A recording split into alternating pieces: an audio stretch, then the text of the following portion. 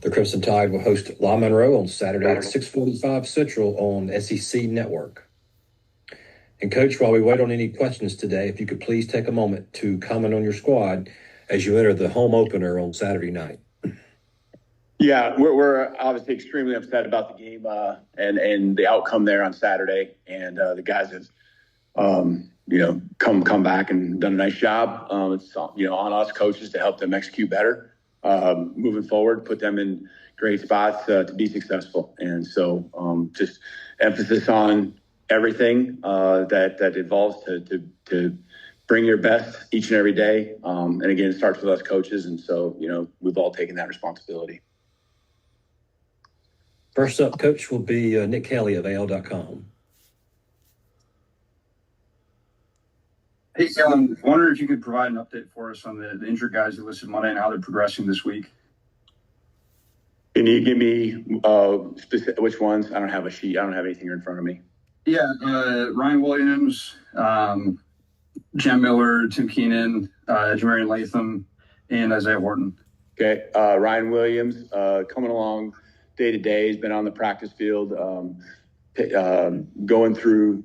He's doing the normal protocol and coming along nicely. That's probably the best way to explain it. Tim Keenan will not be available this week, but he's doing really well and making the progress that we would expected. This is not a long-term injury for him. Jamarian Latham is actually doing better. Just the word I got here, doing better than we expected. Unsure yet what that looks like for this weekend. Jam is doing really well and, will not be available this week, but coming along again as good as you could expect it. And, we knew there'd be a possibility for next week, and that's certainly still the case. And Isaiah's looking great. Isaiah's doing a great job, was extremely sore, and really did a nice job turning the corner here over the last 24 hours. I expect, assuming there's no setbacks, I expect him to be at a pretty high level on Saturday.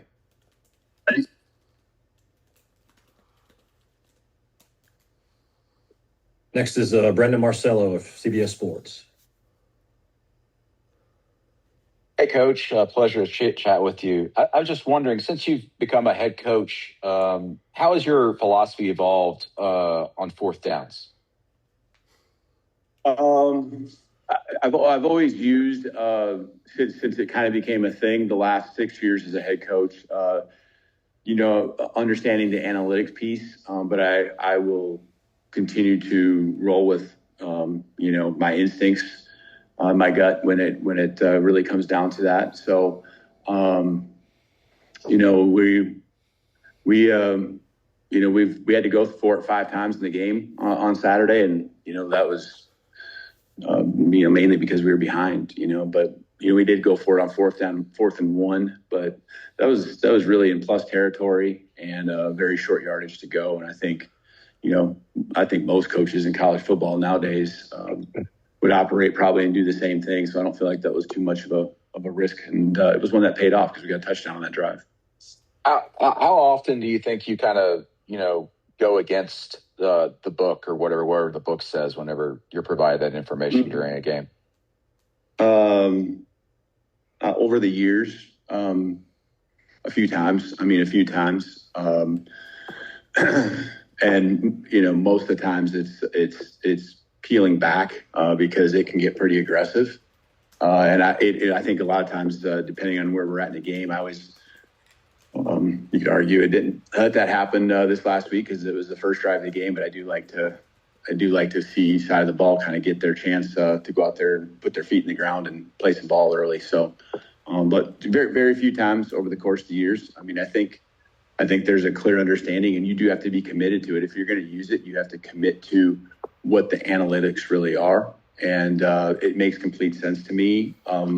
But there's still a piece. When you have weather, when you have, wind, and maybe there's a personnel piece that impacts, just how the game is going. Like you got to take all those things into consideration. That's kind of, what I've done. And honestly, like when the game's in limbo or you're not playing from behind. I feel like we've the chances we've taken have certainly paid off. Appreciate it. Thanks. You bet.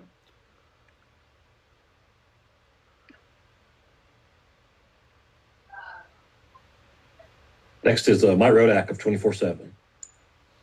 On3 reported this morning that there's growing concern among boosters about the direction of the program. Just what level of conversation have you had with them, and what would be your message to reassure them? Yeah, I mean, my message is that our team I think we got a really good football. I think we got a good football team that can do some big things still this year. We got to prove it. We got to go do it. And to this point, it's been just me being able to focus on football, and I appreciate that. Next is Joe Gaither of Bama Central. Hey, Coach, you talked about taking accountability and taking responsibility after Saturday's game. What does that exactly look like over these couple of days, and how do you translate the accountability that you've seen over these last few days onto the field on Saturdays? Thanks, Coach. Yeah, I just feel like we got to start faster, and you can argue, offensively, the first drive of the game, close to 9 minutes, putting a touchdown on the board. That would be starting fast. We got to start fast. And there's different things, depending on which phase of the game you're looking at, that we got to continue to hammer home. The defense struggled early, got their backs to the wall, got their senses about them a little bit as far as what they were seeing, and did a better job. We gave up a couple plays still in the second half. Offensively, we got to continue to sustain a high level of execution. We move the ball, but we got to finish drives. And so, those are the areas that you're looking at. And it's not just, it's about finding ways to execute, really, because that's what it comes down to. Defense get off the field on third down early. We had those opportunities. And, offense do a little better job on first and second down to give yourself some better chances and opportunities, especially as you get into plus territory. And so, again, that comes down to sustaining and better execution, which just goes into, how you practice. And so, I truly believe how you practice, how you play. And so we got to continue to just keep the hammer down and keep pushing forward. Next, we'll go to AP Stedham. Hi, Coach. Based on your experience, how do you improve a team's ability to be tougher and smarter at the point of attack? You got to have, everyone uses the same words, right? Violence. You got to have, violent with your hands. You got to be explosive. I think a lot of it just comes down to doing your job and building, just extreme high level trust. And, as soon as one person doesn't do their job, then that all of a sudden leads to another player kind of wondering where he should be and how he should, fit defensively or work off of, a block offensively. Everyone's just got to do your job. And so I'm not saying that's specific to what happened in our game. Just answering your question on, toughness. And toughness looks great when you execute, right? And everyone is playing with confidence. Obviously, you got to have players, too, that can outmatch the guy in front of them and can win their one-on-ones. But and again, that's not what I'm referring to as a situation. I'm just answering your question on what, I think just some of the pieces of toughness at the point of attack are. So, you got to love, running into the fight, and, have some fight, have some courage, love the contact, love to deliver the blow, make a statement, through your play. Thank you, Coach. You bet. We'll slide one more in. Let's just do one question, Steve. Steve Moulton with ZZN. Thank you, Chuck. Coach, I wanted to ask in particular of hearing you week of game mention how good of a practice team that you do have. What didn't translate the most from what you saw during practice to the game itself on Saturday, Coach? Yeah, no, I think that's the question. You're looking at, okay, is there new faces that just in some cases it might be that, and I think it's a little bit different from player to player. And then obviously you look at it as how did that affect the whole team, and so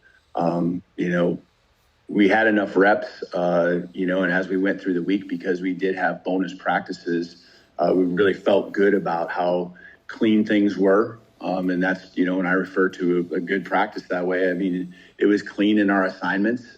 And now you got to raise the level of speed to your opponent. And, in the case of this last week, you got to be able to take the X's and O's and, relate it to and trust that, what you worked on, even though it might have been someone else's film, that's what's going to happen. And, that's where we fell short. We didn't attack, and